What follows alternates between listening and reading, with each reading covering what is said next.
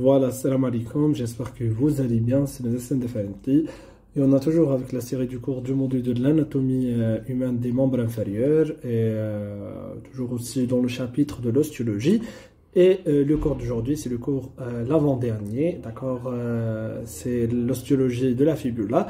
J'espère que cette série est bénéfique pour vous. Abonnez-vous sur la chaîne YouTube et partagez-vous les vidéos avec votre collègue. Et عجبكم la vidéo ما تنساوش ديروا un j'aime. راح نخلي لي تاع القناه تاعي تاع الانستغرام والتليجرام في البواد دانفو اللي حاب يطرح الاسئله تاعو يطرحهم تماك ولا في لي كومونتير. راح تلقاو رابط هذا الكون ان شاء الله في لا شين دو تليجرام اللي حاب يرجع له يمبريميه ولا يقرا منه. Et c'est parti. صلوا على النبي. Donc on commence par une définition. L'os du fibula, c'est un os lent, comme vous voyez, donc est similaire de tibia, donc grêle, paire et asymétrique. Donc dans la structure anatomique et osseuse vraiment et grêle comparément bien sûr de tibia. Donc le tibia elle est bien renforcée dans la structure comparément du fibula, donc et en nombre de 2 et asymétrique. Situé à la face latérale et postérieure de la jambe, donc comme on dit le court tibia, le tibia موجود في la face médiale et antérieure de la jambe. Mais il faut marquer la position postérieure du fibula dans la jambe est importante, d'accord, parce qu'elle joue beaucoup de rôles. Comme par exemple, elle va renforcer la partie externe de la cheville, d'accord, la partie externe de la cheville, elle va le renforcer et aussi elle va aider de résister aux forces de torsion et de rotation donc la marche par exemple d'accord, le fibula هي المسؤولة عن la stabilisation et sa position postérieure هي المسؤولة عن هذه الحوايج, d'accord. Donc n'importe quelle torsion واحد رجليه تتلوى, d'accord, ولا تصير une rotation n'importe quelle position comme par exemple la marche, la course et les différentes activités physiques, fibula elle va stabiliser toutes ces choses-là. D'accord, constitué avec le tibia, la squelette de la jambe, donc comme quels sont les os qui constituent la squelette de la jambe, tout simplement, c'est le tibia et la fibula. Pour la mise en place anatomique ou l'orientation, donc en bas on trouve l'extrémité aplatie, veut dire que cette partie vraiment de fibula est située à l'extrémité inférieure de l'os, près de la cheville, et pourquoi elle est aplatie, aussi le TP d'anatomie, d'accord, aplatie, c'est pourquoi pour fournir une base solide de protection et de soutien pour le pied, donc pour les os du pied, d'accord, et pour permettre l'articulation avec les différentes os du pied, d'accord. En arrière, qu'est-ce qu'on trouve? On trouve la fossette rigureuse, comme vous voyez, donc c'est ça la fossette rigureuse de cette extrémité, qui est l'extrémité inférieure. Et cette fossette rigureuse, vraiment, c'est une site d'attachement pour les ligaments et les muscles qui stabilisent donc la cheville et le pied, parce que d'accord, et elle va contribuer en même temps la mobilité et la stabilisation de la jambe. Donc elle va stabiliser la jambe, d'accord, et la cheville et le pied, 3 des choses, d'accord. Puis derrière, on a la facette articulaire de cette extrémité. Donc voilà, c'est ça la facette articulaire.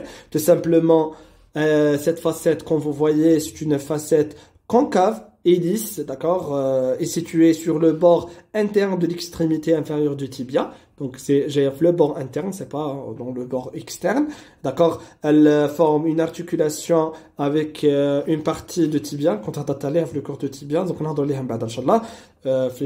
extrémités. Donc une articulation avec une partie de tibia qui est appelée la malléole tibiale, d'accord.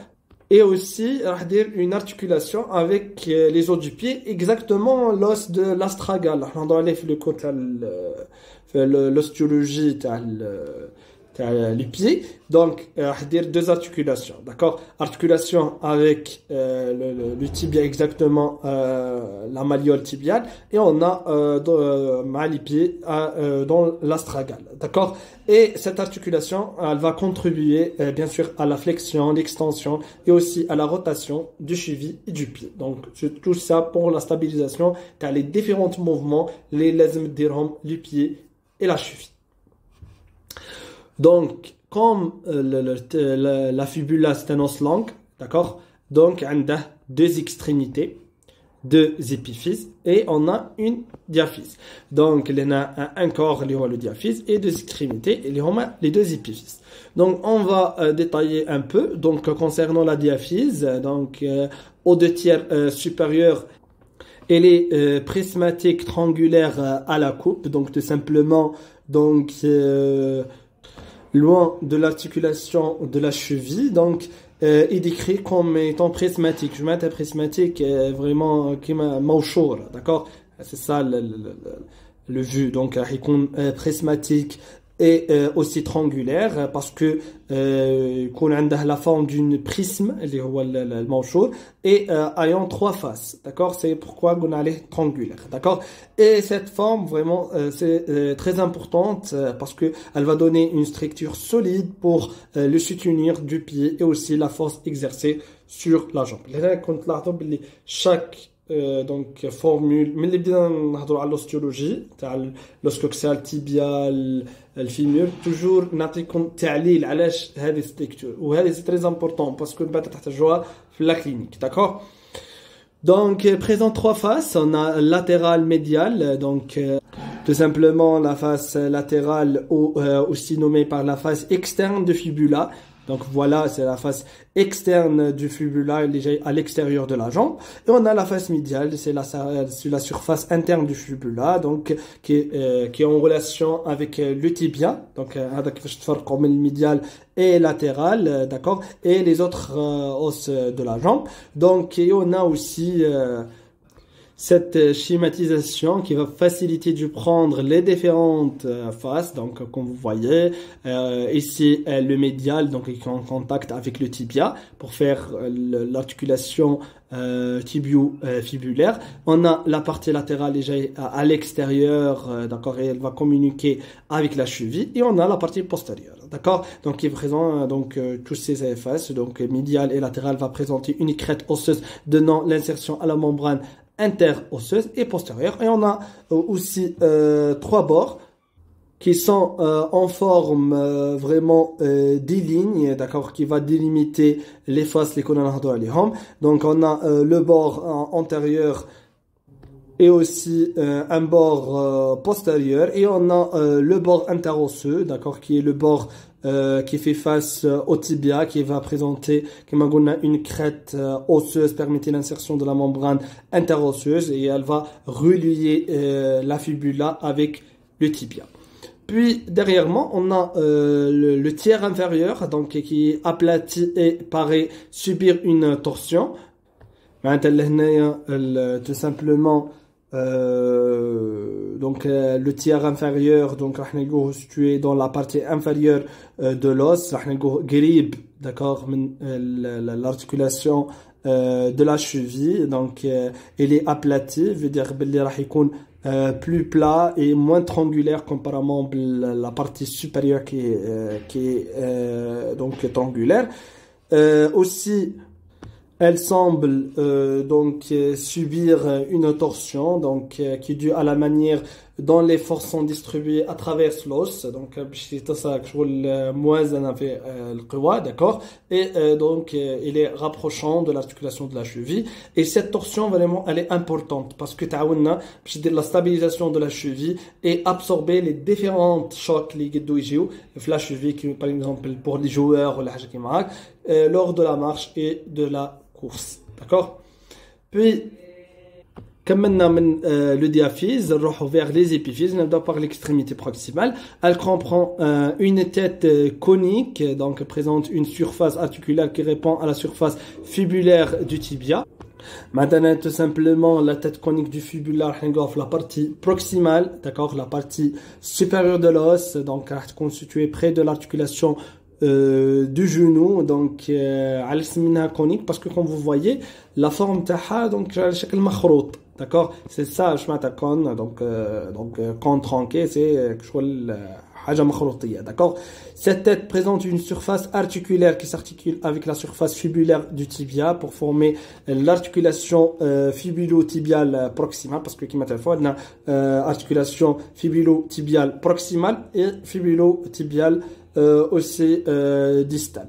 Donc cette articulation, elle est très importante pour la stabilisation latérale du genou, aussi latéralement et en arrière de la tête. Se dresse verticalement l'apex de la tête, qui va donner après une forme distinctive. Donc c'est ça, donc l'extrémité. Voilà, donc elle va donner vraiment une forme spécialisée pour le fibula. Puis on trouve un col rétréci, donc relier la tête au corps, comme vous voyez ici, d'accord, c'est ça le col qui est plus étroit que la tête et le corps, donc créer une sorte de constriction entre les deux, entre la tête et le corps, et cette région donc vraiment elle est fragile, donc ça fait les fractures de façon très simple.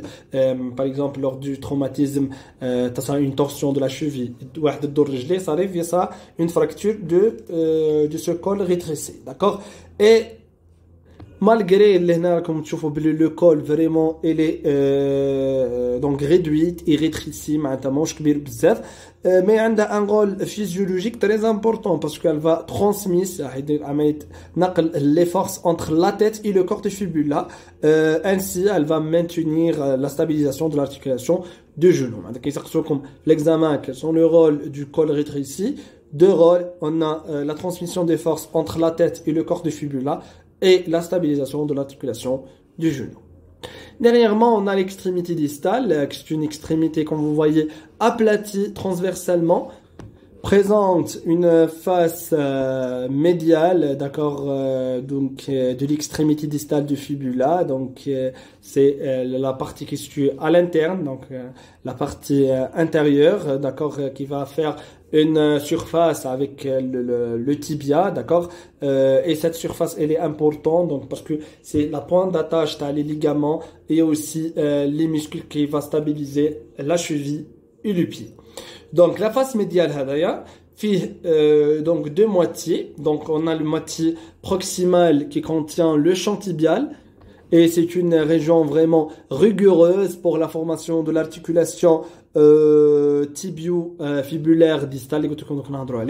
Et elle est rigoureuse parce que c'est une pointe d'attache, d'accord, et une meilleure adhérence pour les ligaments et les membranes interosseuses, les torbot ben le tibia et le fibula. Mais j'ai qu'on lisse, donc elle est rigoureuse pour maintenir la solidité de l'articulation.